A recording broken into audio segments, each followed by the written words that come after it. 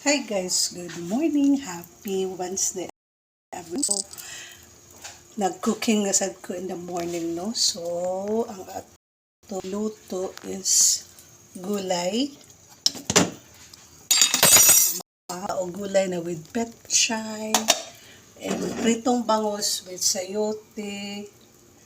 And na ay okra. So, natong pamahaw karon guys, no? And napwede pa dala si mama. Bukal-bukal pa ni akong gitruhan og timpa. So we have paksiw. So,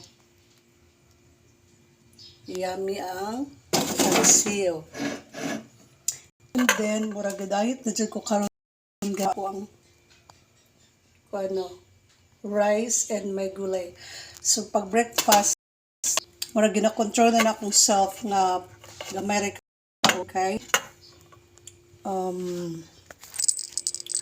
Lang, murag bugat na akong lawas sa nga, wa man tayo uyab. Joke lang. Bitaw, oy. Nag-control na ko sa kung kaon, depende. Kung kailangan man ko mo kaon, guys. Hinoon. Kailangan man dyan mag-diet, no? Pero, sa akong sitwasyon, guys, hindi ko pwede basta-basta mag-diet.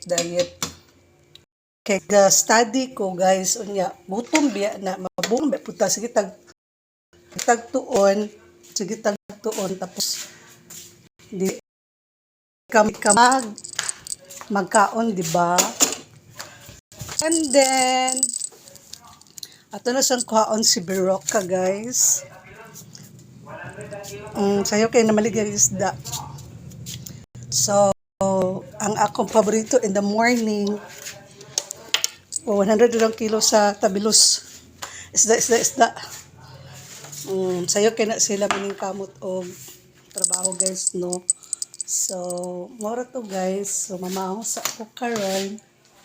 And thank you so much, Lord God, nakatulog sa isang hours. So, see you in my next reels. Bye!